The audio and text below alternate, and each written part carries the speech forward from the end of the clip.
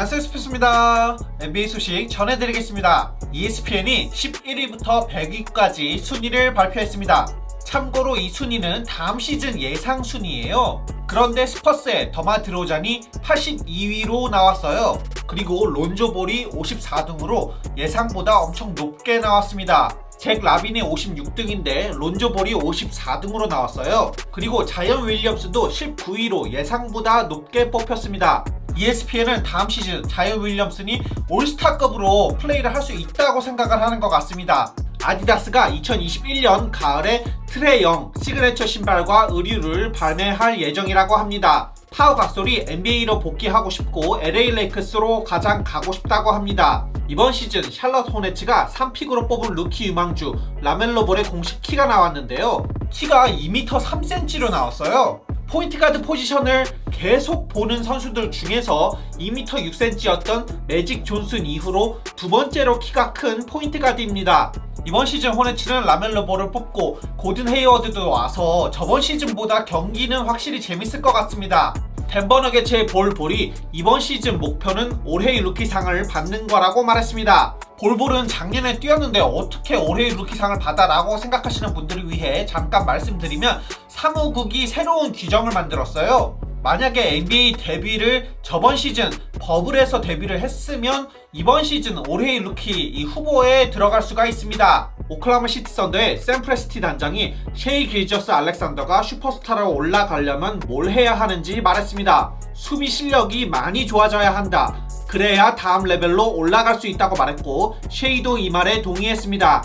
공격과 수비를 다 잘해야 한다. 베스트 플레이어들은 다 잘하기 때문에 나도 그렇게 되고 싶다고 말했습니다. 미러키 벅스는 주루 할러데이와 보그단 보그다노비치를 영입할 때만 해도 야니스 안테토쿤보가 팀이랑 재계약할 거라는 자신감이 있었다고 합니다. 그런데 보그단 보그다노비치 영입에 실패하고 나서부터는 야니스 슈퍼맥스 재계약에 관해 벅스가 조용해졌다고 해요. 그리고 오늘 야니스가 슈퍼맥스 계약에 대해서 이 질문을 받았는데 이거에 대해서 답했습니다. 나는 지금 당장은 슈퍼맥스 계약에 대해 집중하고 있지 않다. 나는 내 자신에 관해 생각하고 있다. 나는 모든 것에 관해 생각하고 있다. 미러키에 대해 생각하고 팀원들에 대해 생각하고 내 가족에 대해 생각하고 나는 어떤 게 최고의 선택이 될지 생각한다. 나는 매일 어떻게 하면 실력이 좋아질 수 있을까에 집중했기 때문에 여기까지 올 수 있었다고 말했습니다. 필라델피아 식서스의 새 감독 닥 리버스가 드와이트 하워드에 대해 얘기했습니다. 드와이트 하워드에 대해서 내가 인상적이게 본 거는 드와이트는 NBA에서 매 시즌 슈퍼스타이면서 MVP급 선수였다.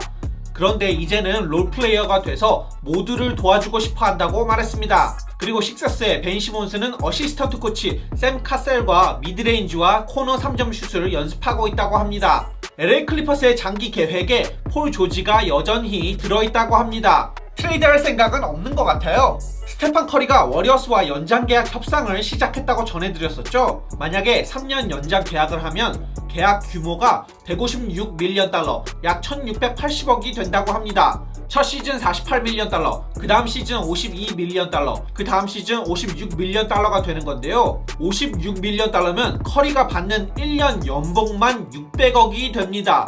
액수가 너무 커지는 게 아닌가 싶은데 커리 재계약이 어떻게 될지 궁금하네요. 커리의 동료 앤드루 위긴스가 커리에 대해 얘기했습니다. 커리가 복귀한다는 사실에 나는 기분이 좋다. 커리는 우리를 위해 모든 것을 다 할 수 있는 선수다. 코트 위로 올라오면 그가 있는 것만으로도 경기가 바뀐다. 그는 게임 체인저다. 커리와 같이 뛰면서 보면서 배울 수 있다는 게 가장 중요한 거다 라고 말했습니다. 그리고 커리는 본인이 수비를 못한다는 평가를 받는 거에 대해 얘기했습니다. 나는 내가 할 일을 한다. 그리고 뭘 해야 하는지 안다. 그런 챌린지들과 매치업을 받아서 경쟁한다. 수비는 노력과 일관성 있게 플레이하는 거와 옳은 시간에 옳은 장소에 있어야 한다. 챌린지를 받을 준비가 되어 있다. 내 수비는 예전보다 좋아졌다. 사람들이 인정을 하든 안 하든 나는 상관 안 한다 라고 말했습니다. 제임스 하든이 휴스턴에 도착했다고 합니다. 팀 연습에 참가하려면 우리가 마스크를 쓰는 그 이유 검사를 6번을 받아야 된다고 해요.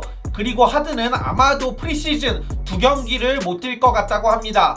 그리고 하든은 필라델피아 식서스나 아니면은 다른 컨텐더로 가고 싶다고 로켓츠 팀에게 말했다고 합니다. 데릴 모리는 조엘 엠비드와 벤 시몬스는 트레이드 하지 않을 거라고 합니다. 그리고 다른 팀들은 하든 같은 높은 레벨의 선수가 새로운 팀과 오랫동안 함께 하겠다는 약속이 없이 주요 선수들을 내줄 수는 없다고 합니다. 그리고 하든은 로켓츠의 새 감독으로 원래 타이런 루를 원했었는데 구단주 틸먼이 반대했다고 합니다. 원했던 타이런 루 대신에 스티븐 사일러스가 선임되자 하든은 트레이드를 요청했다고 합니다. 기자가 브루클린 네츠 선수인 케빈 듀란트에게 제임스 하든에 대해 물어봤는데 듀란트는 제임스 하든에 대해 전혀 생각하지 않는다. 하든은 우리 팀 선수가 아니다 라고 말했습니다. 이번에 워싱턴 위저즈로 이적한 러셀 웨스트브룩이 브래들리 빌과 함께 뛰는 것에 대해 얘기했습니다. 서로 맞춰가는데 시간이 좀 걸릴 거라 생각한다.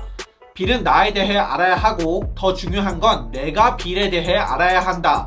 그는 지금 레벨에서 한 단계 더 올라갈 수 있는 위치에 있다. 내가 할 일은 그를 도와주면서 경기를 쉽게 만들어주는 것이다. 나는 내가 할 일을 하면서 브래들리 빌한테 경기가 쉽게 다가올 수 있게 할 것이다 라고 말했습니다. 르브론 제임스의 로드 트리핑 파트 2 인터뷰가 나왔습니다. 영상은 약 50분짜리고 저는 요약을 해서 전해드릴 건데 이 인터뷰에 재밌는 얘기가 많아요. 예전에 만약에 마이클 조던이 요즘 뛴다면 평균 50득점을 했을 거라는 말이 있었죠. 르브론은 선수가 누구든지 상관이 없이 실력이 얼마나 좋든 상관이 없이 평균 득점 50점은 못한다. 만약에 그게 가능하다면 반대로 요즘 선수들도 다른 시대에서 50득점이 가능할 것이라고 말했습니다. 그리고 르브론은 저번 시즌 플레이오프에서 LA 클리퍼스가 올라올 줄 알았다고 합니다. 우리는 시즌 시작부터 클리퍼스와 붙었고 버블에서도 클리퍼스와 붙었다. 클리퍼스가 너게츠 상대로 3대1로 이기고 있을 때 올라올 줄 알았는데 너게츠가 이겨서 놀랐다. 너게츠가 이겼기 때문에 너게츠가 더 잘하는 팀이었던 게 맞다. 그런데 클리퍼스가 진 거에 왜 놀랐냐면 클리퍼스 선수들은 시즌 내내 트래시 토킹을 했기 때문이다. 이길 수 있는 기회가 바로 앞에 있었는데 그 기회를 잡지 못했다. 이번에 우승하고 인터뷰에서 왜 리스펙트를 받고 싶다고 얘기하냐는 질문에 내가 여태까지 이룬 것들이 있는데도 여전히 나를 의심하는 사람들이 있다. 물론 내 자신을 안심시키기 위한 것도 있지만 내가 은퇴하고 나서도 나를 부정할 사람들에게 하는 말이었다. 너는 예전에 클리브랜드 캐벌리어스에서 우승한 후에 너 자신이 고트, 역대 최고의 선수라고 말했었다. 그런데 얼마 전 네 번째 우승을 한 후에는 인터뷰에서 답을 다르게 했다. 그거는 내가 정할 것이 아니다. 사람들이 정하도록 둘 것이고 사람들은 이거에 대해서 논쟁을 할 것이다 라고 했는데 왜 그런 말을 했냐고 물어보니 무슨 일이 있던 누가 최고의 선수인지에 대해서 사람들이 계속 말할 거기 때문이다. 이건 농구에 좋은 것이다. 내가 이해가 안 되는 거는 NFL을 보면 탐 브레이디와 조 몬타나 중에 누가 최고의 쿼터백인지 얘기 안 한다. 야구도 베이브루스 얘기하고 넘어가고 하키도 웨인 그레츠키 하고 넘어간다. 농구에서 이런 얘기가 나오는 거는 좋다. 사람들은 다른 시대를 얘기하고 다른 선수들을 비교하면서 얘기한다. 내가 한 가지 확실한 거는 NBA 역사상 가장 어려운 챔피언십 팀 2개의 팀에서 내가 뛰었다는 거다. 2016년 워리어스 상대로 우승한 거와 2020년 버블에서 우승한 거다. 버블에서 지내보지 않았으면 절대 이해하지 못한다. 평소의 라이프와 완전히 다른 라이프였다. 가족을 8주 반 동안 못 봤고 평소에 나에게 익숙했던 것들을 다 못했다. 내 침대에서 자지 못했고 내 셰프가 없었고 잠자는 패턴도 바뀌어야 했다. 나는 루틴 가이다. 나는 루틴이 깨지면 정신을 못 차리는 사람이다. NBA 역사상 누가 최고의 선수인지에 대해서는 얘기할 수 있지만 내가 NBA 역사상 가장 어려운 챔피언십 2개를 이겼다는 것은 부정하지 못할 것이다 라고 말했습니다. 카이리 어빙 얘기가 나왔는데 어빙이 케빈 듀란트를 보면서 이번에 처음으로 4쿼터 클러치 상황에 나처럼 클러치 샷을 쏠 수 있는 선수가 있다는 말을 했다. 이걸로 인터넷에서 난리였는데 이 말을 들었을 때 어땠는지 아니면 무시했는지 말해달라고 하니 카이리는 내 인생에서 같이 뛰어본 선수 중에 재능이 가장 뛰어난 선수 중 한 명이다. 지금은 키드가 아니지만 예전에는 키드였다. 어빙이 코트에서 한 플레이들은 내가 본 적이 없는 것들이었다. 키는 190 정도인데 플레이는 2m3, 2m6 같이 플레이했다. 나는 어빙이 클레이 탐슨을 포스트업 하는 거를 봤다. 탐슨은 리그 최고의 2A 선수 중 한 명이다. 그런 선수 위로 슛을 쐈고 피니시도 잘하고 4쿼터 경기 마무리도 잘한다. 나는 어빙한테 만약 너가 언젠가 리그 MVP가 되지 않는다면 너는 네 재능을 다 펼치지 못한 거다 라고 말한 적이 있을 정도로 어빙을 믿었다. 어빙은 내가 예전에 클리브랜드로 돌아간 이유 중 하나이다. 2016년 파이널 7차전 클러치 샷도 내가 타이론 루 감독에게 공을 카이리 어빙에게 주라고 했다.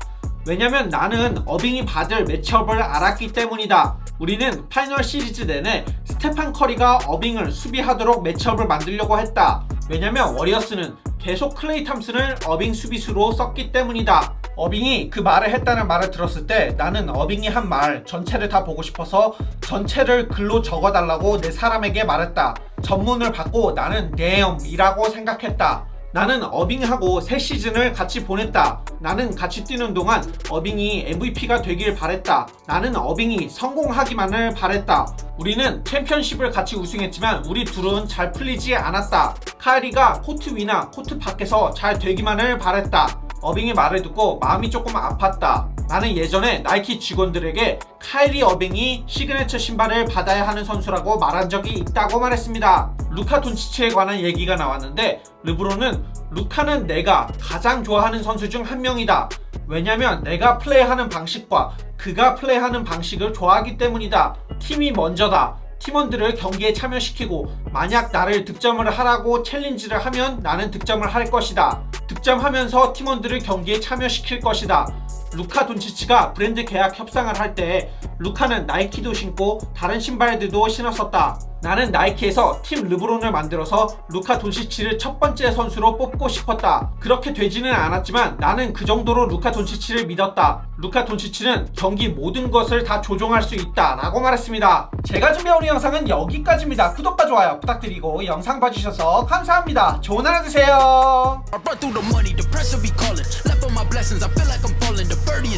Tell me I'm garbage, I'm going through something, that's why I ain't calling. Phone and progression is all that I wanted. The phone and affection, I summon and dub it. Cause bitch, I got problems on problems on problems on